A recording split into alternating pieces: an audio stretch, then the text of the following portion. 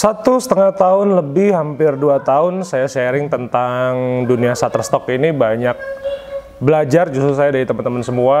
Salah satunya yang namanya adalah Mbak Agnes Sumarlina ini.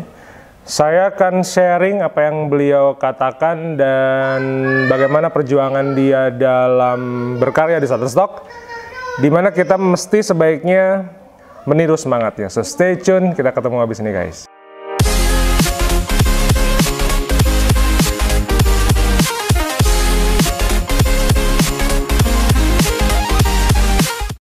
Selamat pagi teman-teman semua, nama saya Bima Aditya. Terima kasih sekali sudah datang ke channel YouTube ini. Terima kasih sekali sudah support saya dengan klik subscribe, sudah nonton video bagaimana saya memotret benda-benda sederhana seperti daun kering, seperti kaos kaki bolong, seperti engsel jendela di rumah sakit yang saya ambil pada waktu saya nunggu tambal gigi gitu ya.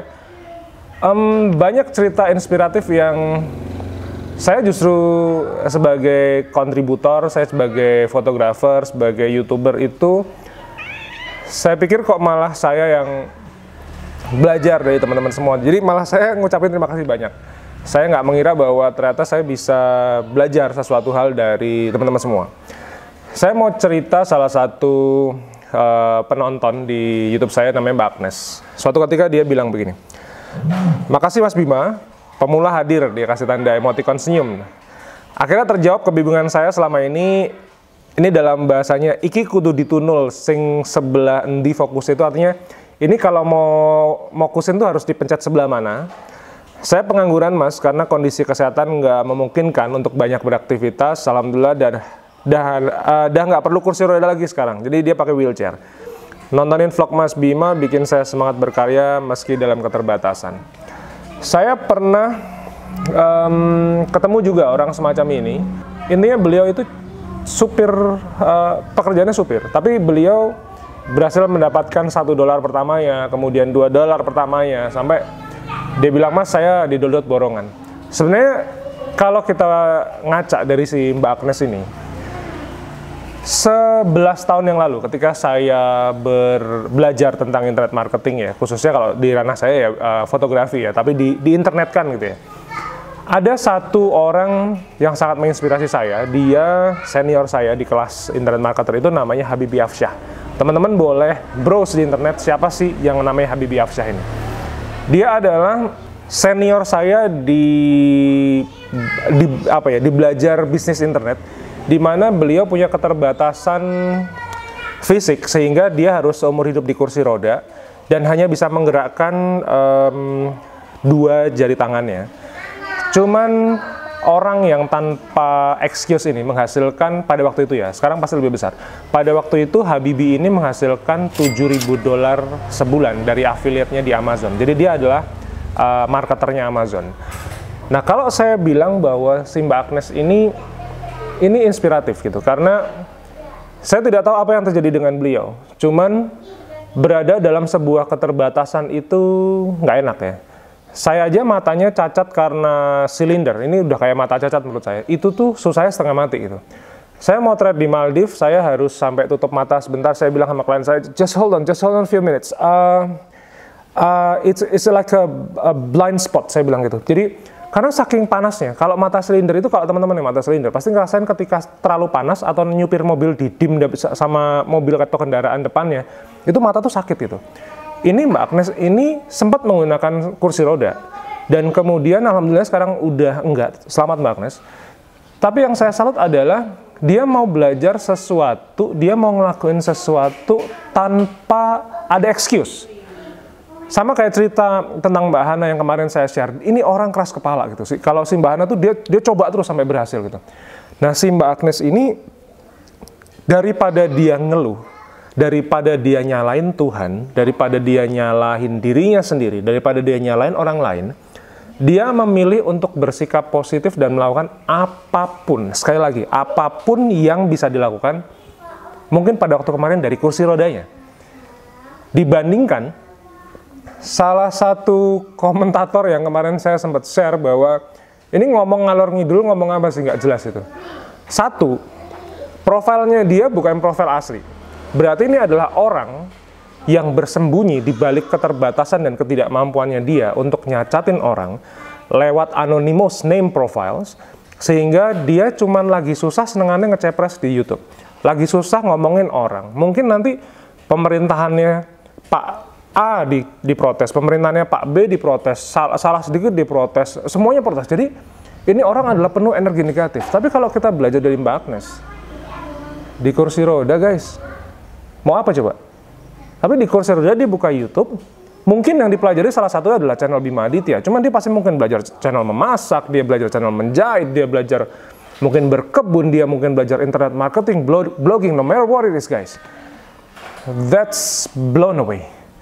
Jadi kalau teman-teman pernah ngikutin channel saya beberapa hari lalu, saya udah bilang kan, bahwa yang namanya Shutterstock ini tuh cuman akal-akalan saya, ini tuh cuman gimmick buat saya, karena satu, saya merasa bahwa yang namanya menjadi seorang fotografer itu nggak gampang. Ketika teman-teman tidak bekerja kantoran, kemudian teman-teman harus bekerja menjadi seorang profesional, dimanapun bidangnya bekerja, itu yang namanya untuk mendapatkan sales pertamanya susah setengah mati loh. Teman-teman sekarang mau approve aja susah, mau mendapatkan first download aja susah. Cuman dengan adanya Shutterstock ini, saya berharap bahwa siapapun teman-teman yang tidak punya pengetahuan fotografi, itu punya sebuah harapan. Nah yang paling penting itu adalah sebuah harapan. Kalau orang udah nggak punya harapan, pikirannya udah mati, itu sama aja udah kayak mayat hidup menurut saya. Tapi yang terjadi dari si Mbak Agnes ini, dia memulihkan pikirannya, dia memulihkan semangatnya, sehingga dia adalah orang yang pantang menyerah, yang kemudian dia tidak mau ada excuse apapun di dalam dirinya, tapi mending saya berkarya. Seperti tadi saya bilang, mungkin Shutterstock adalah salah satu cara, tapi dia belajar banyak hal sehingga dia bisa melakukan apapun dari kursi rodanya. That's blown away, that's brilliant menurut saya. Jadi saya nggak munafik gitu. Ini akal-akalan saya cuma nggak kepengen dengar orang komplain aja gitu, walaupun dengan keterbatasan saya, dengan follower saya yang mungkin masih terbilang kecil, cuman artinya saya juga berterima kasih kepada teman-teman semua sudah support. Cuman kalau misalnya saya bisa kasih satu motivasi, khususnya di bidang fotografi yang menjadi ranah profesional saya, sehingga mengurangi orang Indonesia yang mengeluh dan kemudian berkarya apapun yang dia punya. Kayak Mas Royan itu yang driver, dia pakai handphone gitu. Ya dia ngapain, orang dia driver masuk beli kamera mirrorless atau DSLR, ngapain juga dia pakai handphone. Dan so many times guys, saya yakin si Mbak Agnes ini juga akan menemukan momentumnya sendiri. Apakah di fotografi atau di tempat lain saya nggak ngerti, cuman dia adalah orang yang nggak pernah menyerah, dan menurut saya kita perlu belajar dari dia.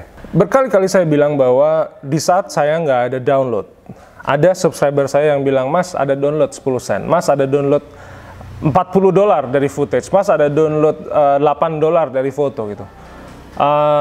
That's brilliant. Setiap kita, saya, teman-teman semua pasti punya primary job, pasti punya primary income yang punya penghasilan pasti jauh lebih besar daripada cuma 10 sen, 20 sen, $1, $3. Itu recehan, itu kayak uang sampah gitu. Cuman sekali lagi teman-teman, yang perlu saya tekankan di sini adalah sebuah hope atau sebuah harapan, di mana ketimbang ngeluh mending berkarya kan. Saya nggak pernah menemukan satu benefit pun dengan yang namanya keluhan. Mending berkarya, kalaupun gagal kita udah nyoba. Cuman kalaupun berhasil, guys, ini foto sampah guys. Foto yang benar-benar literally sampah aja saya udah pernah laku. Foto kaos kaki bolong udah laku. Foto cuman cappuccino bikinan saya di rumah ublek-ublek pakai alat sederhana juga laku gitu. Foto bunga laku, foto apalagi Blancon, foto Benteng Frederberg, semuanya laku gitu. Foto saya motret di Hong Kong, ada satu tempat di daerah Java Rhode Island, laku semuanya. Ini foto apa sih? Ini kita tuh bukan seorang seniman, kita bukan seorang artis yang gede banget gitu.